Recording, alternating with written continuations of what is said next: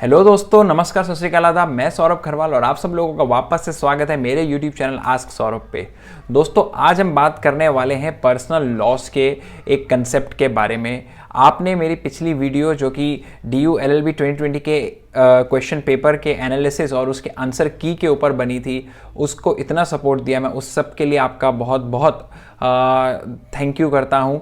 और उसी वीडियो में मैंने आपको प्रॉमिस किया था कि क्योंकि DU LLB 2020 में पिछले साल काफ़ी सारे पर्सनल लॉस के क्वेश्चन आए और पर्सनल लॉस बहुत इंपॉर्टेंट वैल्यू कैरी करते हैं LLM के एंट्रेंसेस के लिए भी, जुडिशरी तक के एग्जाम्स में भी, और LLB का फर्स्ट सेमेस्टर पर्सनल लॉस से भरा रहता है। इसलिए पर्सनल लॉ के ऊपर मैं ज़्यादा वीडियो बनाऊंगा, ये मैंने आपको उस वीडियो में वादा किया था। तो उसी वादे को लेकर आज मैं यहाँ पे लेकर आया हूँ अपने चैनल पे एक और वीडियो, जिसके अंदर हम हिंदू मैरिज एक्ट और हिंदू फैमिली लॉ के अंदर आने वाले फॉर्म्स ऑफ मैरिजेस के ऊपर बात करने वाले हैं।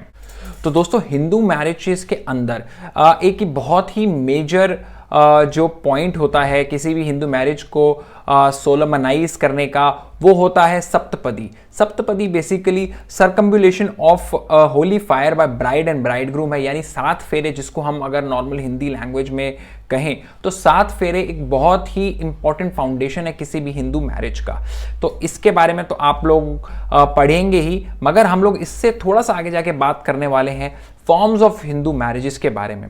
तो दोस्तों, फॉर्म्स ऑफ हिंदू मैरिजेस के बारे में ये पूरा का पूरा वीडियो रहने वाला है।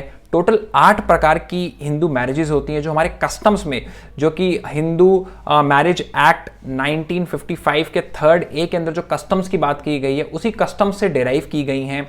तो हम उन 8 फॉर्म्स ऑफ मैरिजेस के बारे में बात करेंगे, उनको डिटेल में जानेंगे और करंट सिनेरियो में वो किस प्रकार से हमारी सोसाइटी में होल्ड करती हैं उसके बारे में जानेंगे। तो आइए बिना किसी समय को बर्बाद करे शुरू करते हैं आज का हमारे वीडियो और जानते हैं 8 उन इंडियन मैरिजेस, हिंदू मैरिजेस के बारे में जो कि हम लोगों को हिंदू लॉस के अंदर पढ़ने को मिलती हैं। दोस्तों, in different Hindu scriptures from Manusmriti to Vedas, there have been a discussion about these 8 forms of marriages, and out of these 8 forms of marriages, 4 marriages are approved and 4 marriages are unapproved। यानी इन 8 शादियों में से 4 शादियों को हिंदू संस्कृति मान्यता देती है और 4 को मान्यता नहीं देती है। I have made a special PowerPoint presentation with a brief detailing of each and every marriage and telling you about which one of them are approved one and which one of them are not approved one। तो हम लोग एक PPT presentation के through इसे जानेंगे। तो आइए सबसे पहले हम लोग ये जानते हैं कि वो 8 शादियां जो हिंदू संस्कृति के द्वारा बताई गई हैं, उनके नाम क्या क्या हैं। तो दोस्तों, सबसे पहला नाम है ब्रह्मा मैरिज, दूसरा नाम है दैव्य मैरिज, तीसरा नाम है अर्षा मैरिज, चौथा नाम है प्रजापत्य मैरिज, पांचवा नाम है गंधर्वा मैरिज, छठा नाम है असुरा मैरिज, सातवां नाम है राक्षसा मैरिज और 8वां नाम है पेशाचा मैरिज। तो आइए जानते हैं उन 8 फॉर्म्स ऑफ मैरिजेस के बारे में जो हिंदू स्क्रिप्चर्स के मुताबिक हिंदुइज्म में होती हैं। उनमें से 4 मैरिजेस अप्रूव्ड हैं, यानी 4 मैरिजेस को मान्यता देता है हिंदू संस्कृति, और अन्य 4 को मान्यता नहीं देता। तो हम सबसे पहले शुरू करेंगे अप्रूव्ड हिंदू मैरिजेस में से। तो दोस्तों, हमारी सबसे पहली जो मैरिज है वो है ब्रह्मा मैरिज। तो आइए पहले देखते हैं कि ब्रह्मा मैरिज के बारे में डेफिनेशंस क्या कहती है। Brahma is one of the most practice form of marriage in India and has the most supreme position out of all the 8 forms of marriage.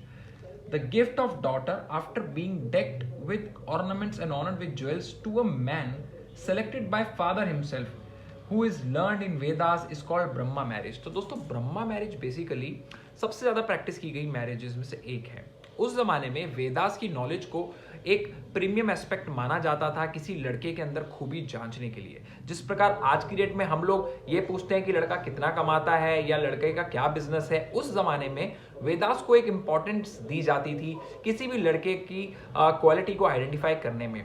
तो उस जमाने में जब फादर अपनी डॉटर को किसी लड़के से शादी करा देते थे और वो लड़का वेदास में बहुत अच्छी तरह इंटेलेक्ट और इंटेलिजेंट होता था, तो उस मैरिज को ब्रह्मा मैरिज कहा जाता है। इसके अंदर एक डेफिनेशन लिखी गई है that the girl is been gifted by his father decked in ornaments and jewellery. तो ये डेफिनेशन को इंडिया के अंदर डाउरी का ओरिजिन माना जाता है, जबकि एक जजमेंट के अंदर जो कि Reema Agarwal versus Anupam and ORS 2004 था, उसमें कोर्ट ने कोशिश करी कि शायद origin of dowry Brahma marriage tradition से हो, मगर उसका किसी कंक्लूजन पे वो नहीं पहुंच पाए। दोस्तों दूसरा जो फॉर्म ऑफ मैरिज है, जो अप्रूव्ड फॉर्म ऑफ मैरिज है सेकेंड, वो है Daivya. Daivya, it is inferior to Brahma form. Unlike Brahma, the father give away his daughter to priest as a dakshina, sacrificial fee for officiating in the sacrifice conducted by the father of the bride. The groom doesn't come looking for a bride, the parents of the bride go looking for the groom for her daughter. तो दोस्तों basically जो दैव्य form of marriage है वो एक तरीके की sacrificial form of marriage मानी जाती है, जिसके अंदर फादर एक प्रीस्ट, यूजुअली प्रीस्ट क्योंकि वही फैमिली के लिए कोई सर्विस ऑफर करता है, तो फादर उसका ऋण चुकाने के लिए, यानी उसके द्वारा किए गए कार्यों का डेट चुकाने के लिए अपनी बेटी की शादी उससे कर देता है इन फॉर्म ऑफ फीस और in form of sacrificial fees और सैक्रिफिशियल दाना।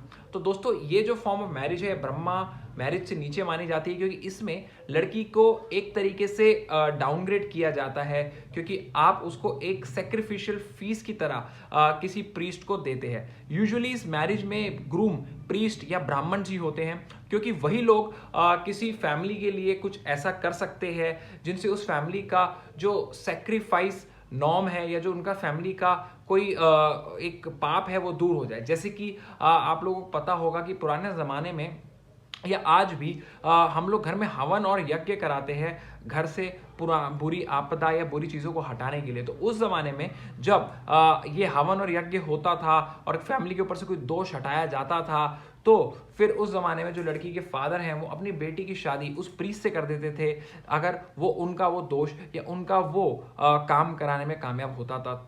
तो दैव्य मैरिज एक फॉर्म ऑफ सैक्रिफिशियल फीस की फॉर्म में की गई मैरिज है, जो कि ब्रह्मा मैरिज से एक स्टेप नीचे आती है।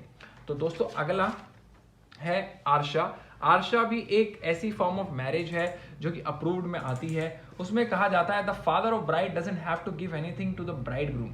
In the Arsha, the father of the bridegroom is the one who gives 2 cows or bulls to the father of the bride. It is not considered noble as the marriage was treated as business transaction where the bride was exchanged for cows and bulls. तो दोस्तों Arsha form of marriage जो basically होती है उसमें एक business transaction की आप लोगों को भनक आएगी, क्योंकि उसके अंदर जो लड़के का पिता होता है वो लड़की से शादी करने के लिए लड़की के पिता को कुछ कंसिडरेशन देता है, जो कि इस फॉर्म में 2 गाय हैं या बुलक्स हैं ऐसे करके। तो इस फॉर्म ऑफ मैरिज के अंदर लड़का एक लड़की से शादी करने के लिए कुछ कंसिडरेशन लड़की के फादर को देता है और लड़की के फादर लड़की की मैरिज लड़के से करा देते हैं। ये फॉर्म ऑफ मैरिज को नोबल तो नहीं माना जाता, क्योंकि ये एक बिजनेस ट्रांजेक्शन की तरह लुक करती है, मगर फिर भी ये एक अप्रूव्ड फॉर्म ऑफ मैरिज है, क्योंकि जो गरीब परिवार की लड़कियां होती हैं या जो गरीब परिवार की उस जमाने में लड़कियां होती थी वो मैरिजेस करने में सक्षम नहीं होती थी, तो कुछ ऐसे अमीर परिवार के लोग या कुछ ऐसे लोग जिनके पास सामर्थ्य होता था वो एक कंसिडरेशन की फॉर्म में उस परिवार को कुछ देते थे, और उस परिवार के जो माता पिता होते थे वो अपनी बेटी उस कंसिडरेशन की जगह पर दूसरे यानी ग्रूम की फैमिली को दे देते थे। तो ये एक और अप्रूव्ड फॉर्म ऑफ मैरिज है। तो दोस्तों चौथी फॉर्म ऑफ मैरिज है प्रजापत्या। आइए प्रजापत्या के बारे में पढ़ते हैं। तो प्रजापत्या कहता है in this form of marriage the father while giving away her daughter addresses the couple with condition that both bride and bridegroom may perform their dharma together. The basic condition requested by the father of the bride is that bridegroom must treat the bride as partner and fulfil their religious and secular duties together. तो दोस्तों basically प्रजापत्या जो है वो आया है word प्रजा से, क्योंकि पिछले जमाने में जो अदर 3 फॉर्म ऑफ मैरिजेस थी उनके अंदर कोई ना कोई कंसीडरेशन या कोई ना कोई मोल भाव होता था, तो इसलिए वो फॉर्म ऑफ मैरिजेस थोड़ी एलिटिस्ट मानी जाती थी। प्रजापत्या फॉर्म ऑफ मैरिजेस जो होती थी वो प्रजा यूजुअली कॉमन पीपल के अंदर बहुत ज्यादा हुआ करती थी, क्योंकि उसके अंदर आपको कोई मॉनेटरी ट्रांजैक्शन या कोई कंसिडरेशन देने की जरूरत नहीं होती थी। लड़की का पिता लड़के को बोलता था कि मैं अपनी बेटी को आपके साथ ब्याह रहा हूं, आपने मेरी बेटी को पूरे इज्जत सम्मान के साथ और बराबरी के साथ रखना है, और आप जो भी रिलीजियस ड्यूटीज या जो भी सोशल ड्यूटीज हैं दोनों मिलकर पूरी करेंगे।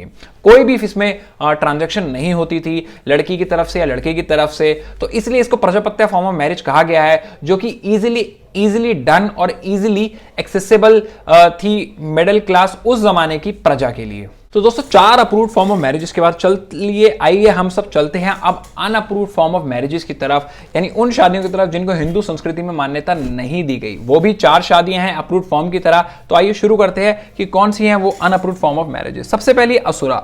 This is one of the most condemned form of marriage. In this form the father gives away her daughter after the bridegroom has provided all the wealth that he can to the father of the bride and bride herself. If the bridegroom gives money और anything that has money's worth like wheat, cows, etc. to the bride's father for his benefit or as consideration for him to give a daughter in marriage is called asura marriage. तो दोस्तों basically asura marriage आप लोगों को सुनने में Arsha marriage के बहुत close लगेगी, मगर इन दोनों मैरिजेस में फर्क यह है कि लड़की की आर्षा मैरिज के अंदर जो लड़की का फादर है उसकी इंटेंशन होती है साफ और वो होते हैं गरीब, और लड़का एक आपसी सहमति के बाद लड़की के फैमिली को कुछ कंसिडरेशन देता है और लड़की से शादी करता है। मगर जो असुरा फॉर्म ऑफ मैरिज है उसके अंदर इंटेंशंस पे क्वेश्चन उठाए जाते हैं, यानी लड़की का फादर लड़के से पैसे के लालच के चक्कर में अपनी बेटी की शादी उस लड़के से कर देता है, तो वो असुरा फॉर्म ऑफ मैरिज आती है। लड़का लड़की आपस में कंपैटिबल नहीं है, मगर लड़का अपने पैसे का धौंस दिखा के या अपने पैसे के दम पे लड़की के फादर को, जो कि लालची है, ग्रीडी है, और उसको लुभाता है और उसकी बेटी से शादी कर लेता है, वो आता है असुरा फॉर्म ऑफ मैरिज में। ये बिल्कुल भी अनअप्रूव्ड मैरिज है क्योंकि इसके अंदर लड़की को बिल्कुल बिजनेस ट्रांजैक्शन की तरह ट्रीट करा जाता है, पैसा दिया और शादी किया। तो दोस्तों असुरा फॉर्म और आर्षा फॉर्म में यही फर्क है। आर्षा में जो लड़की के फादर की इंटेंशन होती है वो बिल्कुल साफ होती है, और असुर के अंदर जो लड़की के फादर की इंटेंशन होती है वो ग्रीडी होती है, और लड़के की इंटेंशन भी दोनों मैरिजेस में ऑपोजिट होती है। जहां पे आर्षा के अंदर लड़के की इंटेंशन साफ है, लड़का लड़की के साथ कंपैटिबल है, मगर असुर फॉर्म ऑफ मैरिज के अंदर लड़का लड़की के साथ कंपैटिबल नहीं है, लड़की लड़के के साथ शादी नहीं करना चाहती, मगर फिर भी लड़का उस लड़की से पैसे के दम पे शादी कर लेता है। तो दोस्तों आइए चलते हैं तीसरी फॉर्म ऑफ मैरिज की तरफ। This is unique form of marriage and is different from the form of marriages. This is mutual agreement between the girl and boy to get married. This mutual agreement arises from pure lust. The approval of parent does not play a role. The concept of mutual consent for marriage was prevalent in the old Hindu system. However, the solemnization of marriage coming out of the mutual consent was very low. तो दोस्तों Gandharva form of marriage जो होता है इसके अंदर माता पिता का कंसेंट नहीं लिया जाता, यानी लड़का लड़की म्यूचुअली आउट ऑफ लस्ट और लव एक दूसरे से शादी कर लेते हैं, सिंपल सेरेमनी में एक दूसरे को हार डाल के, और ना ही पेरेंट्स का कंसेंट लिया जाता है, ना ही हिंदू रीति रिवाज जो कि मैंने आपको बताया था सप्तपदी के हिसाब से मैरिज की जाती है। दोस्तों ये form of marriage unapproved form of marriage है। आप लोग बोलेंगे कि लड़का लड़की जब राजी थे तो फिर क्यों ये अनअप्रूव्ड फॉर्म ऑफ मैरिज है? दोस्तों ये एक पुराना रिचुअल, एक पुराना कस्टम है जो चलता हुआ आ रहा था, और उसके अंदर कस्टम जो इतने समय से चलते आते हैं वो समय के साथ साथ बदलते भी हैं। आज के डेट में आप इसको एक लव मैरिज का फॉर्म बोल सकते हैं, और वो इंडियन कॉन्स्टिट्यूशन के अंदर अप्रूव्ड हैं। तो इसलिए हम लोग क्योंकि पुराने कस्टम से फॉर्म्स ऑफ मैरिज पढ़ रहे हैं, इसलिए हमारे लिए ये मैरिज पढ़ना, फॉर्म ऑफ मैरिज पढ़ना भी बहुत जरूरी था। इसके अंदर फादर मदर का कंसेंट नहीं है और सप्तपदी का कोई भी क्राइटेरिया नहीं फॉलो करा जाता, सिर्फ लड़का लड़की आपसी सहमति से एक दूसरे से शादी कर लेते हैं बिना माता पिता को बताए, इसलिए इसे अनअप्रूव्ड फॉर्म ऑफ मैरिज कहा जाता है। तो दोस्तों आइए अब हम चलते हैं हमारी तीसरी अनअप्रूव्ड फॉर्म ऑफ मैरिज की तरफ, जो कि है राक्षसा। तो दोस्तों आखिरी 2 अनअप्रूव्ड मैरिजेस हैं, उसमें से पहली अनअप्रूव्ड मैरिज है जिसका नाम है राक्षसा। तो दोस्तों राक्षसा मैरिज क्या है? Rakshasa form of marriage is performed by abducting the bride and brutally slaying her family and relatives in some text. Another condition that needs to take place is that the bridegroom shall fight with the family of the bride while following the ceremonial steps in tranquil wedding. In the modern era, this form of marriage is criminal offense under section 366 of IPC, and section 366 prescribes punishment for abducting, kidnapping a woman to compel her to marriage with imprisonment up to 10 years and or fine. तो दोस्तों राक्षसा form of जो marriage है वो marriage basically एक form of marriage है जिसमें groom brutal force use करता है लड़की और उसकी फैमिली के प्रति, और उनकी खिलाफ, मर्जी के खिलाफ जाके लड़की से शादी करता है। दोस्तों ये करंट डिस्पेंसेशन, यानी अभी हमारे करंट इंडियन कॉन्स्टिट्यूशन में भी ये फॉर्म ऑफ मैरिज जो है वो इलीगल नहीं, क्रिमिनल है। तो दोस्तों ये पुराने जमाने में भी जो फॉर्म ऑफ मैरिज थी वो अनअप्रूव्ड थी, अभी भी अनअप्रूव्ड है, और इंडियन कॉन्स्टिट्यूशन और आईपीसी के आने के बाद तो ये फॉर्म ऑफ मैरिज जो है वो क्रिमिनल है। आप किसी भी लड़की के साथ ब्रूटल फोर्स या उसकी फैमिली के साथ ब्रूटल फोर्स या उनसे लड़कर धमकाकर उस लड़की से उसकी मर्जी के खिलाफ शादी नहीं कर सकते। तो इस फॉर्म ऑफ मैरिज को, जिसमें आपकी लड़की को धमका रहे हैं, उसकी फैमिली के साथ ब्रूट फोर्स यूज कर रहे हैं और उससे शादी कर रहे हैं, उसे कहा जाता है राक्षसा फॉर्म ऑफ मैरिज। दोस्तों आखिरी फॉर्म ऑफ मैरिज है Paishacha form of marriage. This place as the last form of marriage because this is the most atrocious form of marriage out of the 8 marriages. In this, a man seduces women and enters in a sexual act with the girl, either sleeping, intoxicated, or mentally disordered, mostly in the night. The girl and her parents, out of shame of such activity, have to agree to the marriage with the man. It resembles an act of rape and is punishable under section 376 of IPC. दोस्तों पैशाचा form of जो marriage है वो 8 forms of marriage में सबसे आखिरी form में रखी गई है और सबसे एट्रोशियस और सबसे गलत फॉर्म ऑफ मैरिज है. इस फॉर्म ऑफ मैरिज के अंदर कहा जाता है कि अगर लड़का पुराने ज़माने में जैसे होता था किसी लड़की के साथ शादी से पहले सेक्सुअल इंटरकोर्स में एंटर कर जाता है और या फिर उस लड़की के साथ फोर्सफुली उसे इंटॉक्सिकेट करके उसको नींद में या वो मेंटल डिसऑर्डर में हो उसके साथ सेक्सुअल फॉर्म में इंटरकोर्स कर जाता है, तो फिर अगर उस सिचुएशन से उजागर होकर लड़की के माता पिता को और लड़की को आउट ऑफ शेम उस लड़की की शादी उस लड़के से करनी पड़ती है तो वो फॉर्म ऑफ जो मैरिज है उसे पैशाचा कहा जाता है और वो एक इलीगल और अनअप्रूव्ड फॉर्म ऑफ मैरिज है. दोस्तों इस फॉर्म ऑफ मैरिज को आईपीसी के अंदर आप रेप्स के अंदर भी सजा दे सकते हैं. तो दोस्तों ये वो 8 फॉर्म ऑफ मैरिजेस थी जिसमें से पहली 4 अप्रूव्ड थी और आखिरी की 4 अनअप्रूव्ड फॉर्म ऑफ मैरिजेस थी. आज की करंट स्टेट में अगर हम कहें तो इसमें तो बहुत सारी मैरिजेस जो हैं जो क्या कहते हैं ख़त्म हो चुकी हैं और बहुत सारे फॉर्म ऑफ मैरिजेस हैं जो क्रिमिनल हो चुकी हैं. उसके बावजूद ब्रह्मा और अगर हम कहें तो लव मैरिज वाला जो हमारा कंसेप्ट था वही 2 मैरिजेस के कंसेप्ट जो हैं वो अभी वाइबल हैं और चलन में हैं. तो दोस्तों ये है वो 8 फॉर्म्स ऑफ मैरिजेस जो हिंदू लॉ और हिंदू स्क्रिप्चर्स के थ्रू बताई जाती हैं और इसी के बारे में हम लोगों को LLM, LLB और कई सारे एंट्रेंस टेस्ट में क्वेश्चंस पूछ ले जाते हैं. ये पीपीटीज को आप वीडियो को पॉज करके स्क्रीनशॉट ले सकते हैं, उनको पढ़ के फिर ऑडियोज को सुन सकते हैं और अगर कोई भी डाउट आए तो आप कमेंट बॉक्स में नीचे अपने क्वेश्चंस लिख सकते हैं. दोस्तों with this I am signing off. Take care, bye bye and have a nice day.